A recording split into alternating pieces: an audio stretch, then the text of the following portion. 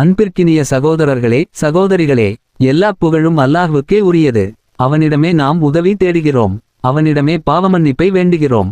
அல்லாஹ் நம்மை நேசிக்கும் அடியார்களாக ஆக்க வேண்டும் என்பதே ஒவ்வொரு முஃமினின் மிகப்பெரிய இலட்சியமாக இருக்க வேண்டும். இந்த உலகத்தில் செல்வம், பதவி, புகழ், கல்வி என எதை அடைந்தாலும் அல்லாவின் நேசத்தை பெறவில்லை என்றால் அந்த வாழ்க்கை முழுமையடையாது. அதேபோல் எளிமையான வாழ்க்கை வாழ்ந்தாலும் அல்லாவின் அன்பை பெற்றுவிட்டால் அதுவே மிகப்பெரிய வெற்றியாகும். அல்லாவின் நேசத்தை பெறுவதற்கான மிக முக்கியமான வழி ஃபர்லான வணக்கங்களை முழுமையாக நிறைவேற்றுவதோடு நபிலான வணக்கங்களிலும் தொடர்ந்து ஈடுபடுவதாகும். ஒரு அடியான் நபிலான அமல்களை தொடர்ந்து செய்து கொண்டே இருக்கும்போது அல்லாஹ் அவனை நேசிக்கத் தொடங்குகிறான் என்று நபி ஸல்லல்லாஹு அலைஹி வஸல்லம் அவர்கள் அறிவித்துள்ளார்கள். இந்த மகத்தான செய்தியை நம் வாழ்க்கையின் இலக்காக மாற்றிக்கொள்ள வேண்டும். அன்பானவர்களே, அந்த நபிலான வணக்கங்களில் மிகவும் சிறப்பான ஒன்று சலாத்து தப்பா. மனிதன் பாவம் செய்யாதவன் அல்ல. நாம் தெரிந்தும் தெரியாமலும் பல தவறுகளை செய்து விடுகிறோம். ஆனால் அல்லாவின் கருணை அளவற்றது. மனமுருகி ஒழு செய்து அல்லாஹ்வுக்காக 2 ரகத் தொழுது நான் செய்த பாவங்களை மன்னித்தருள்வாயாக என்று உண்மையான மனதுடன் தப்பா செய்தால் அல்லாஹ் மன்னிப்பதை விரும்புகிறவன். இன்றைய காலத்தில் நம்முடைய மிகப்பெரிய சோதனைகளில் ஒன்று மொபைல் போன் மற்றும் சமூக வலைத்தளங்கள். ஒரு சில நிமிடங்கள் பார்க்கலாம் என்று தொடங்குகிறோம். ஆனால் தெரியாமல் கண்களாலும் காதுகளாலும் மனதாலும் பல பாவங்களில் விழுந்து விடுகிறோம். அதனால் பாவங்கள் அதிகரிக்கின்றன. பாவங்கள் அதிகரிக்கும் போது மன அமைதி குறைகிறது. எனவே அடிக்கடி தப்பா செய்வதும் சலாத்து தப்பாவை தொழுவதும் ஒவ்வொரு முஸ்லிமின் பழக்கமாக இருக்க வேண்டும். நபித்தோழர் பிலால் ரலியல்லாஹு அன்ஹு அவர்களைப் பற்றி நபி ஸல்லல்லாஹு அலைஹி வஸல்லம் அவர்கள் சொர்க்கத்தில் அவருடைய காலடியின் சத்தத்தை கேட்டதாக அறிவித்தார்கள். அதற்கு காரணம் என்ன என்று கேட்டபோது ஒவ்வொரு முறையும் ஒழு செய்த பிறகு 2 ரகத் தொழுவதை ஒருபோதும் விட்டதில்லை என்று அவர் கூறினார். இது நமக்கும் ஒரு மிகப்பெரிய ஊக்கமாகும். ஒழு செய்தவுடன் 2 ரகத் தொழுவது கடினமான காரியம் அல்ல. ஆனால் அதன் பலன் அளவிட முடியாதது. அதேபோல் நபிலான நோன்புகளும் அல்லாவின் நேசத்தை பெறுவதற்கான அழகிய வழியாகும். அல்லாஹ்வுக்காக ஒரு நாள் நோன்பு நோர்க்கும் ஒருவரின் முகத்தை நரகத்திலிருந்து 70 ஆண்டுகள் தூரமாக்குவான் என்று நபி ஸல்லல்லாஹு அலைஹி வஸல்லம் அவர்கள் கூறியுள்ளார்கள். திங்கள், வியாழன் நோன்புகள், மாதத்தின் 13, 14, 15 ஆகிய நாட்களில் நோர்க்கப்படும் நோன்புகள், அரஃபா நோன்பு, ஆஷூரா நோன்பு போன்றவை அனைத்தும் மிகப்பெரிய நன்மைகளை தரக்கூடியவை. அன்பிற்குரியவர்களே, ஒரு முஃமினின் இதயத்திற்கு உண்மையான வசந்தம் எது தெரியுமா? அது அல்லாவின் குர்ஆன். குர்ஆன் ஓதும் இதயத்தில் இருள் நீங்கும், கவலை குறையும், மன அமைதி பெருகும். இன்று நமக்கு நேரம் இல்லை என்று சொல்கிறோம். ஆனால் மொபைலில் பல மணி நேரங்களை செலவிடுகிறோம். குர்ஆனுக்கு மட்டும் நேரம் ஒதுக்க மறந்து விடுகிறோம். இதுவே நம்முடைய மிகப்பெரிய இழப்பாகும். முன்னோர் வாழ்க்கையை நினைத்து பாருங்கள். மாலை நேரம் வந்தவுடன் வீடுகளில் குர்ஆன் ஓதும் சத்தம் கேட்கும். வெள்ளிக்கிழமை இரவு என்றால் ஒவ்வொரு வீட்டிலும் குர்ஆன் ஓதுவது ஒரு வழக்கமாக இருந்தது. வசதிகள் குறைவாக இருந்தாலும் நிம்மதி அதிகமாக இருந்தது. இன்று வசதிகள் அதிகமாகிவிட்டன. ஆனால் மன அமைதி குறைந்து விட்டது. காரணம், குர்ஆனோடு இருந்த நெருக்கம் குறைந்து விட்டது.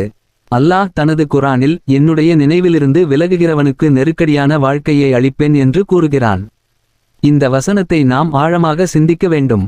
அதிக சம்பளம் இருக்கலாம், பெரிய வீடு இருக்கலாம், உயர்ந்த பதவி இருக்கலாம்.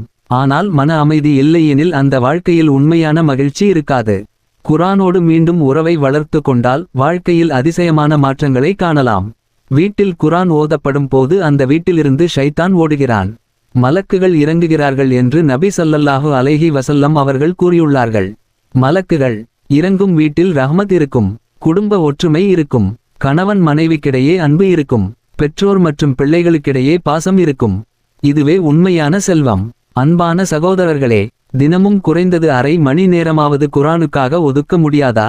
மொபைலுக்காக நேரம் இருக்கிறது, சமூக வலைத்தளங்களுக்கு நேரம் இருக்கிறது. ஆனால் அல்லாவின் கலாமுக்காக மட்டும் நேரம் இல்லையா?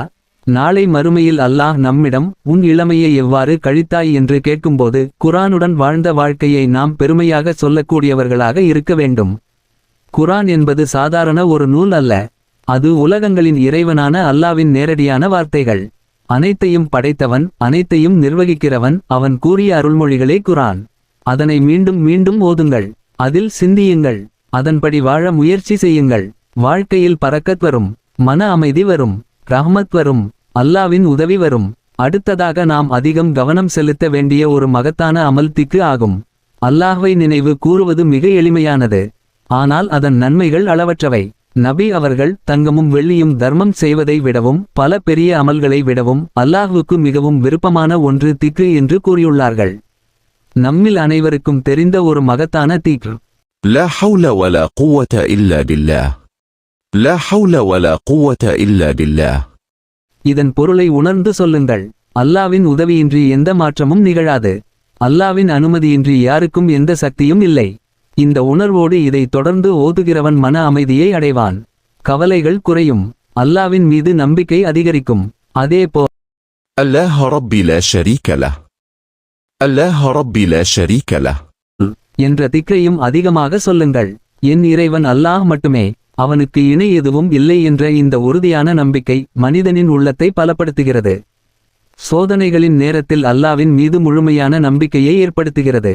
அன்பிற்குரியவர்களே, நமது வாழ்க்கையின் ஒவ்வொரு நேரத்திற்கும் நபி ஸல்லல்லாஹு அலைஹி வஸல்லம் அவர்கள் கற்றுத் தந்த துஆக்களும் திக்ர்களும் இருக்கின்றன.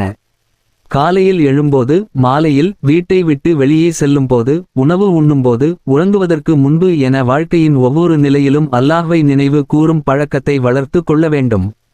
இறுதியாக அன்பான சகோதரர்களே, அல்லாவின் நேசத்தை பெற வேண்டும் என்றால் ஃபர்லான வணக்கங்களை பாதுகாப்பதோடு நபிலான வணக்கங்களிலும் தொடர்ந்து ஈடுபட வேண்டும்.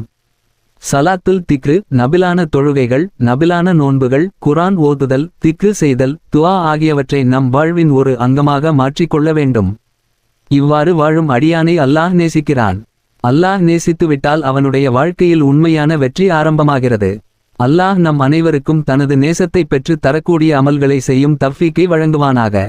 நம்முடைய பாவங்களை மன்னித்து குர்ஆனோடு வாழக்கூடிய இதயத்தையும் எப்போதும் திக்ரு செய்யக்கூடிய நாவையும் நன்மைகளில் நிலைத்திருக்கும் வாழ்க்கையையும் நமக்கு அருள்வானாக. இந்த வீடியோ உங்களுக்கு பயனுள்ளதாக இருந்தால் தயவுசெய்து லைக் பண்ணுங்கள், ஷேர் பண்ணுங்கள். மேலும் இப்படி பயனுள்ள இஸ்லாமிய உள்ளடக்கங்களுக்கு சப்ஸ்கிரைப் செய்ய மறக்காதீர்கள்.